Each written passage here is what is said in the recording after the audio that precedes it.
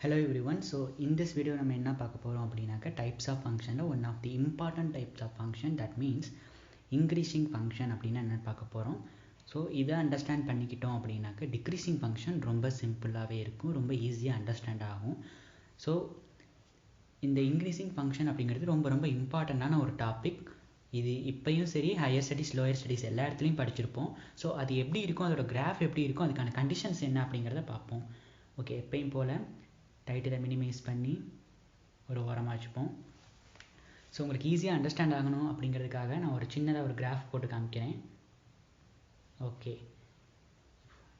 As usual X axis and Y axis இருக்குது.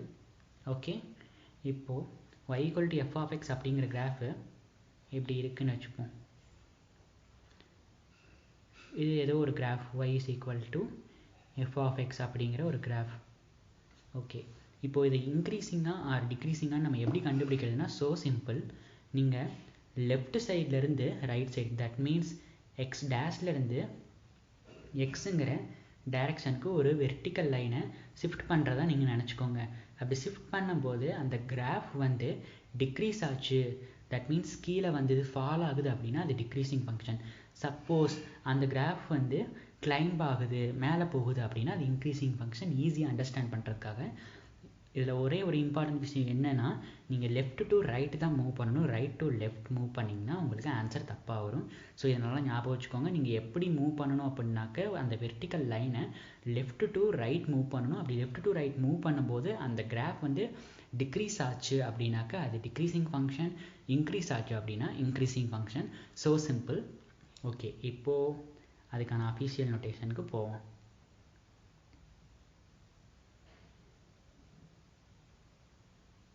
Okay, இப்போது தெளிவாக ஒரு கிராஃப் போடுறேன்.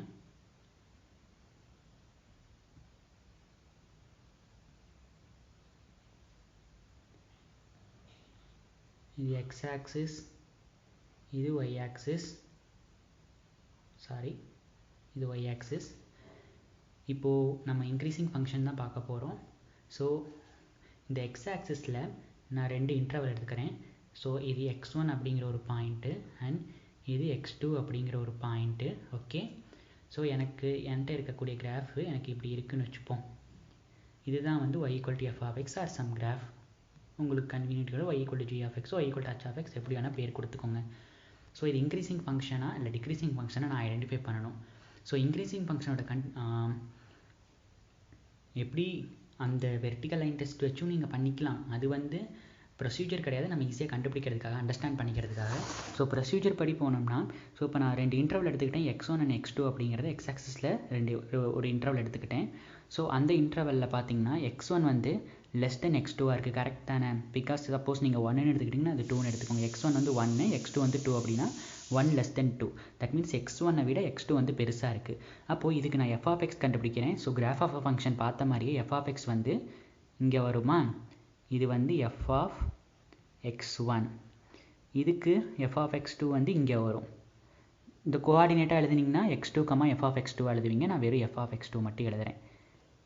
ஸோ அந்த வீடியோவில் நம்ம பார்த்தோம் எஃப் ஆஃப் x1ங்கிறது இதுக்கான distance and F of x2 அப்படிங்கிறது இதுக்கான டிஸ்டன்ஸ். தட் மீன்ஸ் ஒய் ஆக்சிஸில் அதுக்கான டிஸ்டன்ஸ்னு அர்த்தம். ஸோ இப்போ பார்த்தீங்கன்னா x1 லெஸ் தென் x2 இருக்கும்போதும் F of x1 less than F of x2 இருக்கா?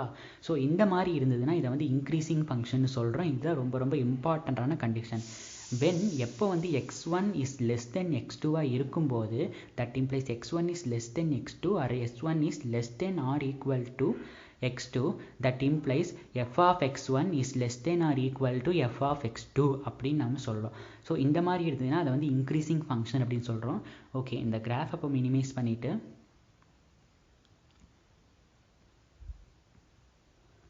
உங்களுக்கு அந்த கண்டிஷன் மட்டும் நான் தனியாக எழுதி காமிக்கிறேன். x1 is less than or equal to x2 இருக்கும்போது that implies f of x1 is less than or equal to f of x2 இருந்தது அப்படின்னா இதை தான் நம்ம வந்து இன்க்ரீஸிங் ஃபங்க்ஷன் அப்படின்னு சொல்கிறோம். ஓகே, ரொம்ப ஈஸியான ஒரு மெத்தட் அண்ட் ரொம்ப ஈஸியாக அண்டர்ஸ்டாண்ட் பண்ணிக்கணும். ரொம்ப இம்பார்ட்டண்ட்டு கூட. இதுதான் அதுக்கான கண்டிஷன். ஓகே, இப்போ நான் இதை எரேஸ் பண்ணிடுறேன். உங்களுக்கு சின்ன சின்ன கிராஃப் போட்டு காமிக்கிறேன். அப்போ உங்களுக்கு ஈஸியாக அண்டர்ஸ்டாண்ட் ஆகும். இதே டிக்ரீசிங் ஃபங்க்ஷன் வந்து நெக்ஸ்ட் வீடியோவில் பார்ப்போம். சேம் அது இதே மாதிரி தான் வரும். பட் ஆனால் வந்து x1 வந்து லெஸ் தென் x2 இருக்கும்போது f(x1) வந்து கிரேட்டர் தென் f(x2) இருக்கும். அவ்வளோதான் அதுக்கான டிஃப்ரெண்ட்டு. ஃபார் எக்ஸாம்பிள் இப்போ ஒரு ஃபங்க்ஷன் எனக்கு இப்படி இருக்குன்னு வச்சுப்போம். ஓகே, ஸோ இதில் இன்னொரு இம்பார்ட்டண்டான விஷயம், இந்த increasing function, decreasing function, neither increasing நார் டிக்ரீசிங். ஸோ இந்த 3 டைப்பில் பார்த்தீங்கன்னா நீங்கள் எடுக்கக்கூடிய இன்டர்வல் ரொம்ப ரொம்ப இம்பார்ட்டன்ட். ஃபார் எக்ஸாம்பிள் நான் சொன்ன ஈஸியாக அண்டர்ஸ்டாண்ட் சொன்ன மாதிரியே, ஸோ இப்போ வந்து இது ஒரு 5 -5ங்கிற ஒரு நம்பர்னு வச்சுப்போம் எக்ஸ் ஆக்சிஸில். இது வந்து 0 நமக்கே நோன். இது வந்து ஒரு 2ன்னு வச்சுப்போம். ஸோ இந்த -5லேருந்து இந்த 2ங்கிற இன்டர்வலில் பார்த்தீங்க அப்படின்னா இந்த கிராஃப் ஆஃப் அ ஃபங்க்ஷன் வந்து அந்த வெர்டிக்கல் லைன் அந்த அதாவது லெஃப்ட் டு ரைட்டாக மூவ் பண்ணுற அந்த மெத்தடில் பார்த்தீங்கன்னா இது டிக்ரீஸ் ஆகுது. ஸோ -5லேருந்து 2 வரையில் இருக்கக்கூடிய இன்டர்வலில் நான் போட்டிருக்க கிராஃப் வந்து டிக்ரீஸ் ஆகுது. ஓகே, ஸோ ஆஃப்டர் இந்த 2லேருந்து இன்ஃபினிட்டி வரையிலும், that means open interval of 2, இன்ஃபினிட்டியில் பார்த்தீங்கன்னா இந்த கிராஃப் போட்டிருக்க கிராஃப் வந்து மெதுவாக இன்க்ரீஸிங் ஆகிட்டே போகுது. ஸோ நீங்கள் இதில் மூலிமா நான் என்ன சொல்ல வரேன்னா, நீங்கள் எடுக்கக்கூடிய அந்த டொமைனில் இருக்கக்கூடிய அந்த இன்டர்வல் ரொம்ப ரொம்ப இம்பார்ட்டன்ட். அதை வச்சு தான் நீங்கள் அது இன்க்ரீசிங் ஃபங்க்ஷனாக டிக்ரீசிங் ஃபங்க்ஷனாக சொல்ல முடியும். ஓகே, இப்போ ஃபார் எக்ஸாம்பிள் அதில் போட்ட மாதிரியே இப்போ இங்கே x1ங்கிற பாயிண்ட் எடுக்கிறேன், இங்கே x2ங்கிற பாயிண்ட் எடுக்கிறேன். இங்கே f(x1) வரும் அண்ட் இங்கே f(x2) வரும். ரெண்டு லெஸ் தெனாக இருக்குது. ஸோ அதனால இது இன்க்ரீசிங் ஃபங்க்ஷன் அப்படின்னு சொல்லிடலாம்.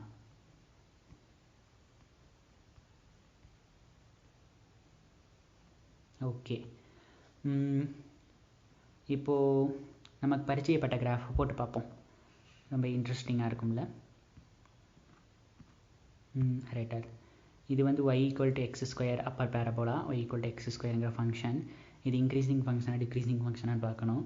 இப்போது இங்கே -∞லேருந்து 0 வரையில் பார்த்தீங்கன்னா இது டிக்ரீசிங் ஃபங்க்ஷன்.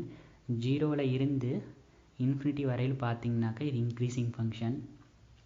ஸோ நீங்கள் எடுத்துக்கக்கூடிய இன்டர்வலை பொறுத்து இது சேஞ்ச் ஆகுது. நீங்கள் அதெல்லாம் பார்க்காம ஜஸ்ட்டு நார்மலாக பார்த்தீங்க அப்படின்னா இது ஒரு இன்க்ரீசிங் ஃபங்க்ஷன். ஃபஸ்ட்டு டிக்ரீசிங் ஆகிற மாதிரி ஆகுது, அப்புறம் இன்க்ரீசிங் ஆகுது. ஸோ இதை இன்க்ரீசிங் ஃபங்க்ஷன் சொல்லலாம். பட் ஆனால் நீங்கள் டொமைனை வந்து ரெஸ்ட்ரிக்ட் பண்ணும்போது அது டிக்ரீஸாகவும் இருக்குது, இன்க்ரீஸாகவும் இருக்குது. இது one of the example. So இன்னொரு கலர் சூஸ் பண்ணி இதில் இன்னொரு கிராஃப் போடுறேன். இது வந்து y = x அப்படிங்கிற லைனு. இது இன்க்ரீஸிங்காக இல்லைங்களான்னு பார்த்தீங்கன்னா நீங்கள் -∞லேருந்து +∞ வரையிலும் அந்த வெர்டிக்கல் லைனில் போட்டுக்கிட்டே போனாலும் உங்களுக்கு வந்து கிராஃப் வந்து இன்க்ரீஸ் ஆகுதே தவிர எந்த ஒரு இடத்துலையோ கிராஃப் வந்து கீழே டிஸ்டன்ஸ் ஆகலை, ஃபால் ஆகலை. ஸோ இது வந்து இன்க்ரீசிங் ஃபங்க்ஷன். இது ஸ்ட்ரிக்ட்லி இன்க்ரீசிங் கூட சொல்லலாம், ஏன்னா எந்த இடத்துலையுமே உங்களுக்கு வந்து டிஸ்டன்ஸ் ஆகலை அப்படிங்கிறனால. ஓகே, இப்போ இதையும் மினிமைஸ் பண்ணிடுறேன்.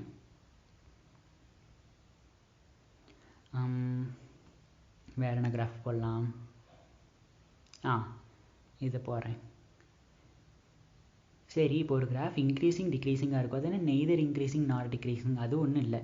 இப்போது எப்படி இருக்குன்னு வச்சுக்கோங்க. ஸோ இப்போ பார்த்தீங்கன்னா இந்த இன்டர்வல்லேருந்து இந்த ஏங்கிற இன்டர்வல்லேருந்து இந்த பிங்கிற இன்டர்வல் வரையிலும் இப்போ நான் போட்டிருக்க கிராஃப் வந்து டிக்ரீசிங் ஆகுது நமக்கு தெரியுது. அதே மாதிரி பிங்கிற இன்டர்வல்லேருந்து சிங்கிற இன்டர்வல் வரையிலும் இந்த கிராஃப் இன்க்ரீசிங் ஆகுது. திரும்ப சிங்கிற இன்டர்வல்லேருந்து டிங்கிற இன்டர்வல் வரையிலும் கிராஃப் டிக்ரீசிங் ஆகுது. ஓகே, கிராஃப் டிக்ரீசிங் ஆகுது. தென் இந்த டிங்கிற இன்டர்வல்லேருந்து இந்த ஈங்கிற இன்டர்வல் வரையிலும் கிராஃப் திரும்ப இன்க்ரீஸ் ஆகுது. தென் இந்த ஈங்கிற இன்டர்வலுக்கு அப்புறம் தட் மீன்ஸ் ஈ(∞)ன்னு வச்சுப்போம். ஈங்கிற இன்டர்வலுக்கு அப்புறம் இந்த ஃபங்க்ஷன் வந்து அப்படியே ஸ்டெடியாக போயிட்டுருக்கா. ஸோ இதை தான் வந்து நெய்தர் இன்க்ரீசிங் ஆகலை, டிக்ரீசிங் ஆகலை. ஸோ இதை தான் வந்து neither increasing not decreasing function அப்படின்னு சொல்கிறோம். ஓகே, வீடியோ ரொம்ப லென்த்தாக போயிட்டுருக்கு. ஸோ நெக்ஸ்ட் வீடியோ நம்ம என்ன பார்க்க போகிறோம் அப்படின்னாக்க டிக்ரீசிங் ஃபங்க்ஷன் என்னென்னு பார்க்க போகிறோம். அதோட டைப்ஸ் எப்படி இருக்கும், சேம் அதோட கண்டிஷன்ஸ் அண்ட் கிராஃப் சில எக்ஸாம்பிள்ஸ் பார்ப்போம். ஸோ இந்த வீடியோவில் தான். தேங்க்யூ ஃபார் வாட்சிங். சப்ஸ்கிரைப் பண்ணாமல் இருந்தால் சப்ஸ்கிரைப் பண்ணிடுங்க. அப்போ தான் டெய்லி போஸ்ட் பண்ணுற வீடியோஸ் உங்களுக்கு நோட்டிஃபிகேஷனில் வரும். தேங்க்யூ.